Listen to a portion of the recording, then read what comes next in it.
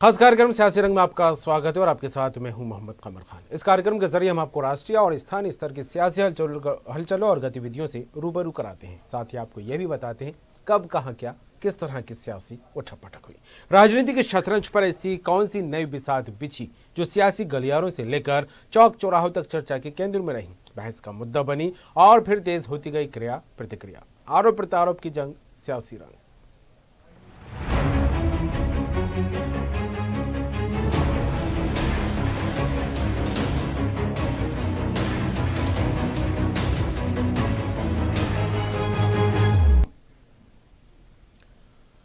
इंदौर पहुंचे पूर्व केंद्रीय मंत्री असलम शेर खान ने कई मुद्दों पर बेबाकी से अपनी राय रखी। असलम शेर खान ने अपनी ही पार्टी को आईना दिखाया तो वहीं केंद्र सरकार की नीतियों की भी आलोचना की। कांग्रेस के राष्ट्रीय अध्यक्ष को लेकर शेर खान ने कहा, कांग्रेस को ये बात पहले ही तय कर लेनी थी। 2009 में जब जीते थे उस वक्त कोई पॉलिटिकल प्राइम मिनिस्टर बनाना चाहिए था, खास तौर पर प्रणब मुखर्जी थे। अगर उन्हें बना देते तो कांग्रेस को ये दिन नहीं देखने पड़ते। उन्होंने कहा 17-18 साल से तो कांग्रेस संगठन बहुत कमजोर पड़ गया है, बाहर का कोई अध्यक्ष बनना चाहिए। नेहरू गांधी के परिवार का अब सवाल रह ही नहीं गया है। और राहुल गांधी ने यह कहा था कि हमारे नेहरू गांधी परिवार से कोई नहीं बनेगा। वहीं मध्य प्रदेश में पीसीसी को लेकर शेर खान ने कहा है कि ये कमलनाथ पर निर्भर करता है, ये सिंधिया को रख लेते तो ये सरकार नहीं गिरती है। बीजेपी की सरकार सिंधिया के समर्थन से बनी है, जो कि सबसे ज्यादा दुर्भाग्य की बात है। इस दौरान पूर्व केंद्रीय मंत्री ने किसान आंदोलन को लेकर भी अपनी प्रतिक्रिया दी। ज्योतिरादित्य सिंधिया को अगर ये लोगों ने कांग्रेस में रख लेते तो आज ये सरकार नहीं गिरती। सरकार गिरी है ज्योतिरादित्य सिंधिया के जाने से। ये सरकार बनी है ज्योतिरादित्य सिंधिया के समर्थन से, कि जो एक चेहरा था, एक बड़ा फ्यूचर था और ख़ास तौर से मेजॉरिटी कम्युनिटी के अंदर ज्योतिरादित्य सिंधिया को युवा लोग बहुत पसंद करते थे। मैं समझता हूँ कि कांग्रेस के लिए सबसे बड़ा नुकसान ज्योतिरादित्य सिंधिया के जाने से हुआ। ज्योतिरादित्य सिंधिया को अगर ये लोगों ने कांग्रेस में रख लेते तो आज ये सरकार नहीं गिरती। सरकार गिरी है ज्योतिरादित्य सिंधिया के जाने से। ये सरकार बनी है ज्योतिरादित्य सिंधिया के समर्थन से।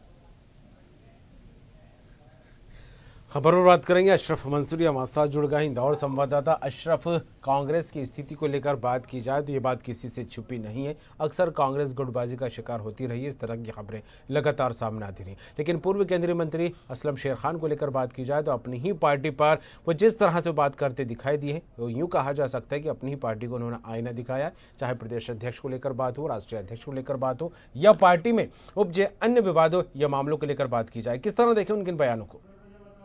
जी बिल्कुल कमर, अगर असलम शेर खान की बात करें तो पूर्व केंद्रीय मंत्री है, कांग्रेस पार्टी के काफी वरिष्ठ नेता रहे हैं और जिस तरह से उनके बयान रखते हुए आए हैं, इस बार फिर कांग्रेस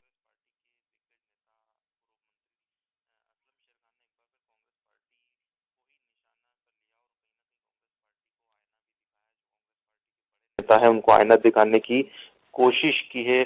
पूर्व केंद्रीय मंत्री असलम शेर खान का कहना है कि 2009 में जब लोकसभा के चुनाव में कांग्रेस पार्टी चुनाव जीती थी, उसी समय एक पॉलिटिकल प्राइम मिनिस्टर होना चाहिए था और उस वक्त के जो है बड़े नेता प्रणब मुखर्जी का यहाँ पर उन्होंने जिक्र किया है कि अगर प्रणब मुखर्जी को उस वक्त कांग्रेस पार्टी प्राइम मिनिस्टर बना देती तो आज कांग्रेस पार्टी की यह हालत नहीं होती। वहीं जिस तरह से कांग्रेस पार्टी के राष्ट्रीय अध्यक्ष और प्रदेश अध्यक्ष को लेकर भी काफी समय से चर्चाएं जोर पकड़ रही, उन मुद्दों पर भी असलम शेर खान ने यही कहा कि नेहरू गांधी परिवार के बाहर का राष्ट्रीय अध्यक्ष बनना चाहिए और राहुल गांधी ने भी ये साफ कह दिया है कि नेहरू गांधी परिवार के बाहर से किसी अन्य व्यक्ति को जो है राष्ट्रीय अध्यक्ष बनना चाहिए। ऐसे में इस मसले पर देर नहीं करनी चाहिए और नेहरू गांधी परिवार के अलावा किसी व्यक्ति को जो है कांग्रेस पार्टी का राष्ट्रीय अध्यक्ष बनाना चाहिए। वहीं मध्य प्रदेश की बात करें तो मध्य प्रदेश में भी कांग्रेस पार्टी के अध्यक्ष को लेकर लगातार चर्चाएं चलती रही। उसको लेकर भी शेर खान का यही कहना है कि कमलनाथ को ये डिसाइड करना पड़ेगा, क्योंकि कई बार ये खबरें भी आती है कि वे दिल्ली जाएंगे या मध्य प्रदेश में रहेंगे। ऐसे में कांग्रेस पार्टी का अगर मध्य प्रदेश की बात करें तो अध्यक्ष को लेकर कमलनाथ पर ही पूरी पूरी तरह से निर्भर है और कमलनाथ को ही इस मामले में सोचना चाहिए और इस मामले में डिसीजन लेना चाहिए। ऐसे में कहीं ना कहीं असलम शेर खान ने कांग्रेस पार्टी को आईना भी दिखाया और राष्ट्रीय अध्यक्ष को लेकर जिस तरह से चर्चा हमेशा जोर पकड़ रही है और कांग्रेस पार्टी के कुछ नेताओं के द्वारा लगातार ये बात सामने आ रही है कि राहुल गांधी को ही अगला अध्यक्ष बनना चाहिए, लेकिन उन नेताओं से जो है इतर यहाँ पर असलम शेर खान ने बात कही है और नेहरू गांधी के बाहर का कोई व्यक्ति को राष्ट्रीय अध्यक्ष बनाने की बात यहाँ पर असलम शेर खान ने कही। साथ ही जिस तरह से कल कांतिलाल भूरिया के एक बयान को लेकर भी लगातार दिन भर चर्चाएं चलती रही कि उन्होंने राम मंदिर के चंदे को लेकर जो बयान दिया था, उस बयान की भी यहाँ पर असलम शेर खान ने निंदा की है कि राम भगवान में जो है सभी की आस्था है। और जिस तरह से कांतिलाल भूरिया का जो बयान आया, उस बयान की उन्होंने निंदा करते हुए कहा कि उन्हें इस तरह का बयान नहीं देना चाहिए और किसी भी व्यक्ति को इस तरह का बयान न देते हुए इतनी जो है हल्की राजनीति नहीं करनी चाहिए और इस तरह की राजनीति से बाज आना चाहिए। इस बात को लेकर भी जो है असलम शेर खान ने अपनी बात रखी है। साथ ही जिस तरह से देश में कृषि कानून को लेकर किसानों का आंदोलन चल रहा है, उस पर भी असलम शेर खान ने केंद्र सरकार पर निशाना साधा है कि जिस तरह से केंद्र सरकार किसानों के साथ डील कर रही है वो नाकाफी है और जो है इसके दूरगामी परिणाम जो है केंद्र की मोदी सरकार को भुगतना पड़ेंगे। यहाँ पर उन्होंने कुछ पूर्व की सरकारों, जिस तरह से राजीव गांधी के समय बोफोर्स का मामला उठा था, उसके बाद राजीव गांधी की सरकार चली गई थी। साथ ही जिस तरह से अन्ना हजारे के आंदोलन के चलते दिल्ली में केंद्र की कांग्रेस सरकार को कहीं ना कहीं अपनी सत्ता गंवानी पड़ी थी। इन दोनों ही सरकारों का जिक्र करते हुए असलम शेर खान ने कहा कि कृषि कानूनों को लेकर जिस तरह से किसान आंदोलन लगातार बढ़ता जा रहा है, उस आंदोलन का जो है काफी असर मोदी सरकार पर पड़ेगा और इसका जो है भारी नुकसान केंद्र की मोदी सरकार को भुगतना पड़ेगा। कमल जी बिल्कुल। और अशरफ, जिस तरह से असलम शेर खान को लेकर बात की जाए, लेकिन जब राष्ट्रीय अध्यक्ष को लेकर बात निकलकर सामने आती है तो कहीं ना कहीं कांग्रेस अलग अलग गुटों में बढ़ती नजर आती है। लेकिन एक मत को लेकर बात की जाए, अभी हाल ही में जिस तरह से बैठक हुई थी CWC को लेकर बात करें कांग्रेस वर्किंग कमेटी की, तब ये सहमति बनती दिखाई दी कि राहुल गांधी को कमान दे देनी चाहिए। लेकिन राहुल गांधी इससे पहले ये खुद कह चुके हैं कि नेहरू गांधी परिवार से अब अध्यक्ष नहीं बनेगा, बाहर के आदमी को तरजीह महत्व दी जाएगा। और वही बात अब जो है शेर खान कहते दिखाई दे रहा है। लेकिन कांग्रेस की परिस्थितियों को लेकर अगर बात की जाए तो किस तरह आंका जा सकता है इन बातों को? जी बिल्कुल, जिस तरह से कांग्रेस में आपसी राय एक मत नहीं बन पा रही, उसको लेकर भी असलम शेर खान का यही कहना है कि जिस तरह से कांग्रेस की स्थिति है वो कांग्रेस की नेताओं के कारण ही हुई है, क्योंकि उन्होंने यहाँ पर कहीं ना कहीं जिस तरह से मध्य प्रदेश में कांग्रेस की सरकार आई थी 15 साल बाद और 15 साल के बाद 15 माह बाद ही सरकार गिर गई। इसको लेकर भी असलम शेर खान ने यही कहा कि ज्योतिरादित्य सिंधिया को कांग्रेस पार्टी में बनाए रखना था और ज्योतिरादित्य सिंधिया के जाने के कारण ही सरकार गिरी और भाजपा को समर्थन देने के कारण ही मध्य प्रदेश में भाजपा की सरकार गिरी है। ऐसे में कहीं ना कहीं कांग्रेस के अंदर जो गुटबाजी है, चाहे राष्ट्रीय अध्यक्ष को लेकर एक राय नहीं बनना हो या मध्य प्रदेश में कांग्रेस की सरकार जाना हो, इसको लेकर भी असलम शेर खान ने अपनी राय व्यक्त की है और कांग्रेसी नेताओं को आईना दिखाने की कोशिश की है कि राष्ट्रीय अध्यक्ष की अगर बात करें तो राहुल गांधी ही कह चुके हैं कि नेहरू गांधी परिवार के बाहर का राष्ट्रीय अध्यक्ष बनना चाहिए। ऐसे में असलम शेर खान की भी यही राय है कि राहुल गांधी अगर मानते हैं कि बाहर का व्यक्ति अध्यक्ष होना चाहिए तो इस मामले में अब कोई ढील नहीं दी जानी चाहिए और इस मामले में तत्काल जो है आपसी राय बनानी चाहिए, इस पर एक्शन लेकर जो है नेहरू गांधी परिवार के बाहर का अध्यक्ष बनना चाहिए। वहीं जिस तरह से कांग्रेस पार्टी में लगातार राष्ट्रीय अध्यक्ष और प्रदेश अध्यक्ष को लेकर एक राय नहीं बन पा रही, इस पर भी असलम शेर खान का यही कहना है कि मध्य प्रदेश और राष्ट्रीय अध्यक्ष को लेकर जिस तरह से लगातार चर्चाएं होती जा रही है उसमें जो है प्लेट लतीफी नहीं होनी चाहिए और इन दोनों ही मध्य प्रदेश में और राष्ट्रीय अध्यक्ष को लेकर दोनों ही जगह अंतिम रूप दे देना चाहिए कांग्रेस पार्टी को। चलिए, जुड़ने के लिए तमाम बात के लिए आपका शुक्रिया अशरफ।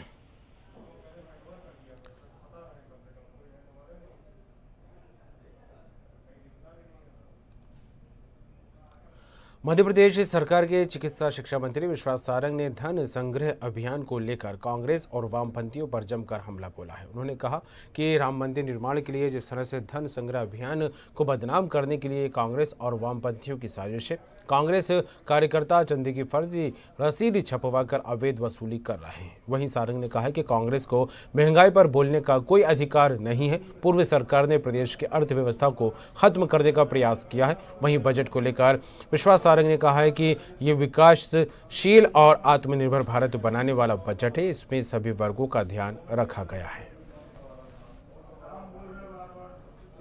बिल लाकर किसानों के जीवन को में नई ऊर्जा और नई रोशनी लाने का काम किया है।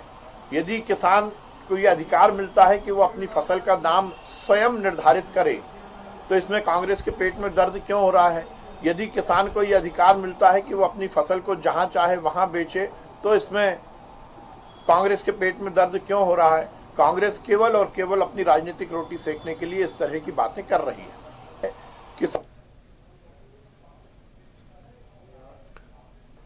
खबर पर बात करेंगे, सनी मालवीय जुड़ गए हैं, भोपाल संवाददाता। सनी, राम मंदिर निर्माण को लेकर जिस तरह से चंदे की राशि एकत्रित की जा रही है, इसको लेकर एक बड़ा अभियान चलाया जा रहा है, और इस अभियान को लेकर सत्ता पक्ष की बात की जाए मध्य प्रदेश में बीजेपी की, या फिर कांग्रेस की बात की जाए विपक्ष में कांग्रेस के रहते हुए, ये दोनों ही पार्टियों में एक तरह से बयानबाजी का दौर शुरू हो गया और कहीं ना कहीं एक दूसरे पर आरोप प्रत्यारोप भी देखने को मिल रहा है। क्या कहें सनी?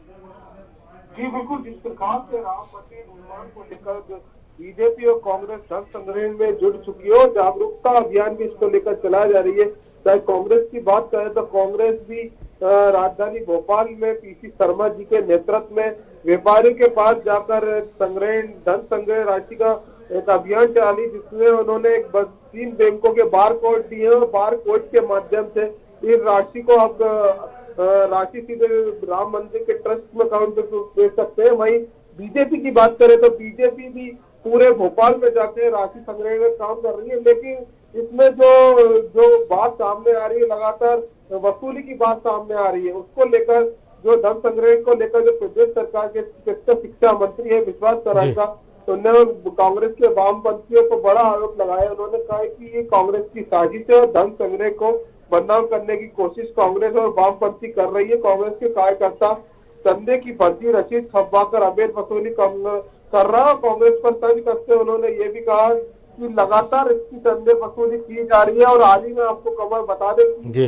राजधानी भोपाल के चांदगढ़ इलाके में ऐसा मामला सामने आया था कि 2 युवक राम मंदिर निर्माण राशि संग्रह के नाम पर चंदा वसूली कर रहे थे, लेकिन विश्व हिंदू परिषद ने उन युवक को पकड़ लिया गया था और उनकी एफआईआर दर्ज हो गई थी। और वही सूबे की सरकार के गृह मंत्री है, उनका भी आज बयान सामने आया, उनका भी साफ तौर पर कहना है जो भी चंदा वसूली की जाएगी उसके ऊपर कहीं न कहीं कार्रवाई की जाएगी।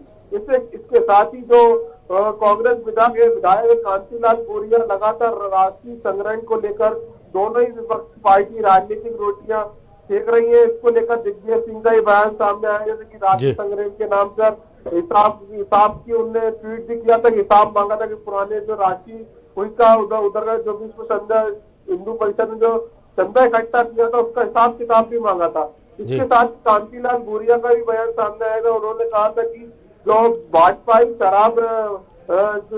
शराब में पूरे चंदे का उड़ाया जा रहा है शराब में। जी चलिए, तमाम बात के लिए आपका धन्यवाद सनी।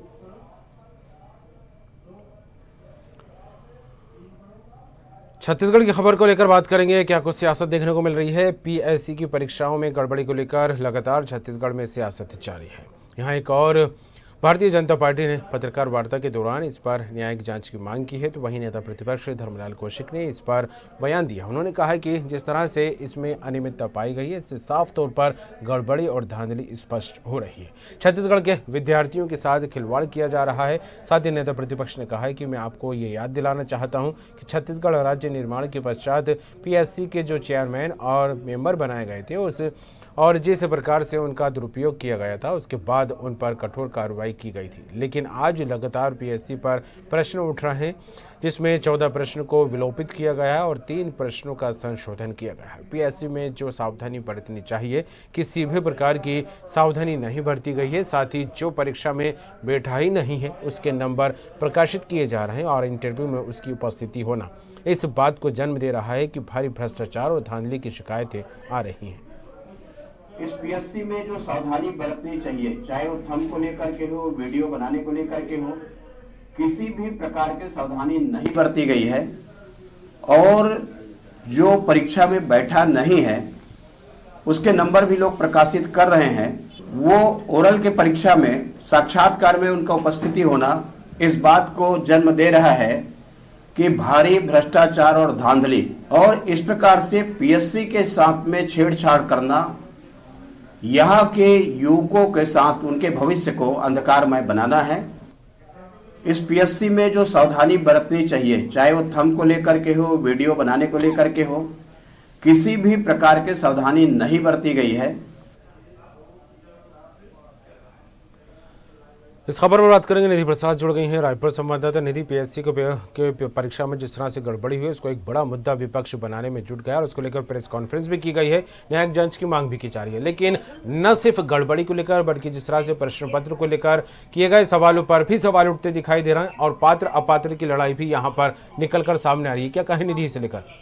जी बिल्कुल, निश्चित तौर पर जिस तरह से पीएससी की परीक्षाएं दी गई हैं, उस पीएससी की परीक्षाएं में भारी अनियमितता यानी कि गड़बड़ी की बात सामने आई है। ऐसा एक छात्र जो परीक्षा के दिन ही उपस्थित होकर अपनी परीक्षाएं दे रहा है, लेकिन उसके पीछे बैठने वाला छात्र उस दिन अनुपस्थित था और जब इंटरव्यू के लिए कॉल आता है तो जो पीछे का छात्र था जो कि उस दिन अनुपस्थित था उसका सिलेक्शन इंटरव्यू में होता है, जिसके बाद माफ कीजिएगा जो छात्र था वीरेंद्र पटेल, उसने जांच की मांग की इसमें और मुख्य तौर पर शिकायत भी दर्ज कराई और इन सारी बातों को लेकर लगातार गड़बड़ियां की बात सामने आ रही थी, लेकिन जांच को लेकर कोई उचित दिशा निर्देश नहीं दिए जा रहे थे। तो वहीं आज भारतीय जनता पार्टी के प्रदेश महामंत्री ओपी चौधरी और युवा मोर्चा के प्रदेश अध्यक्ष अमित साहू ने पत्रकार वार्ता ली और इस पत्रकार वार्ता के माध्यम से इस पर न्यायिक जांच की मांग की। इसके साथ ही मुख्यमंत्री भूपेश बघेल पर एक भारी और गंभीर आरोप लगाते हुए ओपी चौधरी ने ये कहा कि राज्यपालिका जो होती है उसका मुखिया जो छत्तीसगढ़ का मुखिया होता है वो होता है और उसके बीच अधिकारियों का इस तरह से गड़बड़ी और मनमानी करना और ऐसे में कांग्रेस के जितने भी वरिष्ठ जन हैं उनके द्वारा ये सारा जो टीकरा है अधिकारियों पर फोड़ना, इससे साफ तौर पर कांग्रेस बचती नजर आ रही है और साफ तौर पर इससे ये भी जाहिर होता है कि कांग्रेस कहीं ना कहीं जो अधिकारी है उन पर बात पूरी थोपने की बात कह रही है। ये चोर की दाढ़ी में तिनका जैसा प्रतीत हो रहा है। तो इसको लेकर अगर हम बात करें तो कृषि मंत्री रविंद्र चौबे ने भी अपना बयान देते हुए साफ कहा है कि 2003 में भारतीय जनता के शासनकाल में जो पीएससी की परीक्षा हुई थी, पहले उसका जवाब भाजपा दे, बाद में हमसे जवाब पूछे। लेकिन जिस तरह की अनियमितताओं की वो बात कर रहे हैं ये जांच का विषय है और निश्चित रूप से जब जांच करवाई जाएगी और जो उसके बाद परिणाम निकलकर सामने आएंगे मैं सारी जानकारी उसके पश्चात ही दे पाऊंगा। चलिए, तमाम बात के लिए आपका धन्यवाद निधि। और सियासी रंग में खबरों का सिलसिला आगे बढ़ाएंगे और रुख करेंगे उत्तर प्रदेश से जुड़ी खबर का। लखनऊ में चौधरी चरण सिंह एयरपोर्ट पर पीएम मोदी के भाई धरने पर बैठ गए। प्रहलाद मोदी ने लखनऊ पुलिस की कार्यशैली के खिलाफ धरना दिया। अमौसी एयरपोर्ट पर प्रहलाद मोदी ने अपने समर्थकों को हिरासत में लिए जाने का विरोध किया है। साथ ही समर्थकों को रिहा न करने पर अनशन की चेतावनी दी। इस दौरान एयरपोर्ट पर मौजूद कर्मचारी उन्हें मनाने की कोशिश करते रहे, लेकिन प्रहलाद मोदी सुल्तानपुर और जौनपुर में आयोजित कार्यक्रम में शामिल होने पहुंचे थे। इस दौरान एयरपोर्ट पर उन्हें रिसीव करने आए लोगों को पुलिस ने हिरासत में ले लिया और थाने में बैठा दिया।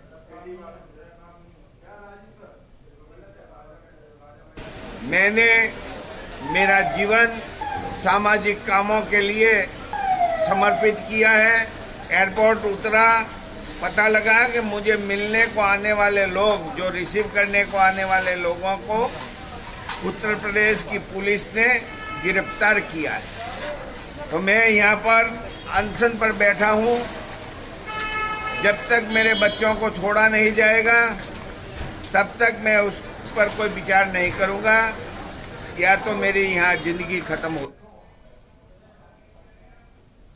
खबर पर बात करेंगे। राजू हमारे साथ जुड़ गए हैं, लखनऊ संवाददाता। राजू, अनशन को लेकर लगातार तस्वीरें तो निकलकर सामने आ रही हैं। कभी युवा अनशन करते दिखाई देते हैं, कभी अन्नदाता कृषि कानून को लेकर जो है इसके खिलाफ अनशन करते दिखाई देते हैं, धरना देते हैं, आंदोलन करते दिखाई देते हैं। लेकिन आज जो तस्वीर लखनऊ से निकलकर सामने आई वो ये है कि पीएम के मोदी खुद अनशन पर बैठे दिखाई दी हैं। क्या कहें इसे लेकर?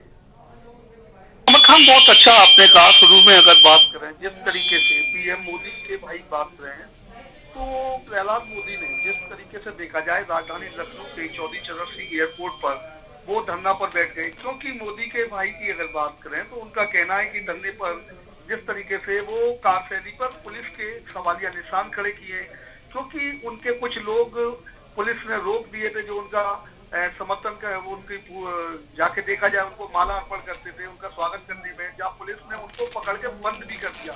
जिसको देखते हुए पीएम के भाई अगर प्रहलाद सिंह की बात करें, प्रहलाद मोदी वो धरने पर बैठ गए। और कमर खान, सबसे बड़ी बात है कि उत्तर प्रदेश की राजनीति का अलग ही वर्चस्व है कि देखा जाए जिस तरीके से चाहे किसानों के धरना प्रदर्शन की बात करें, चाहे युवाओं के धरना प्रदर्शन की बात करें, या योगी सरकार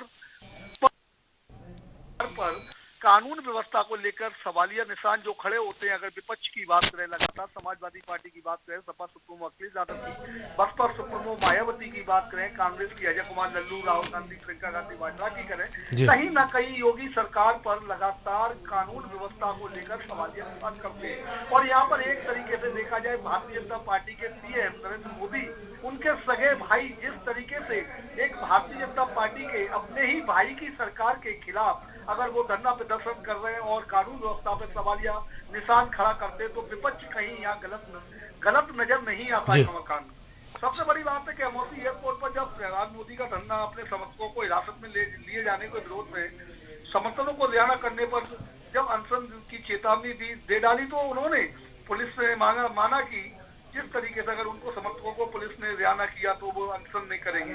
इस दौरान एयरपोर्ट पर मौजूद कर्मचारियों ने मनाने की कोशिश की, लेकिन वहां अपनी जिद पड़े रहे। खासकर आपको बता कि अपने दर्शकों को भी बताना चाहूंगा कि सुल्तानपुर और जौनपुर में आयोजित कार्यक्रम में पीएम मोदी के भाई प्रहलाद मोदी गए थे। यहाँ आने के बाद पता चला कि उनका रिसीव करने के लिए जो लोग आ रहे हैं उन सबको पुलिस ने पकड़ लिया है, थाने में बैठा दिया। जैसे ही प्रहलाद मोदी को पता चला तो प्रहलाद मोदी एयरपोर्ट पर ही धरने पर बैठ गई। पुलिस ने सभी को छोड़ तो दिया है बाद में, तब वो धरने से उठे हैं। लेकिन कमल खान जिस तरीके से देखा जाए उत्तर प्रदेश की राजनीति का वर्चस्व किस करवट उठ बैठेगा, क्योंकि लगातार देखा जाए किसानों का जो अन्नदाताओं का जो धरना प्रदर्शन लगातार जारी है, वो उत्तर प्रदेश में सबसे बड़ा है। पंजाब के किसान की बात करें, कई प्रांतों के किसान हैं, लेकिन पीएम मोदी के खिलाफ वो आवाज उठा रहे हैं। अन्नदाताओं की बात करें, अगर किसी भी सरकार विपक्ष की बात करें, वो पीएम और योगी सरकार पर लगातार सवालिया निशान खड़ा करता है।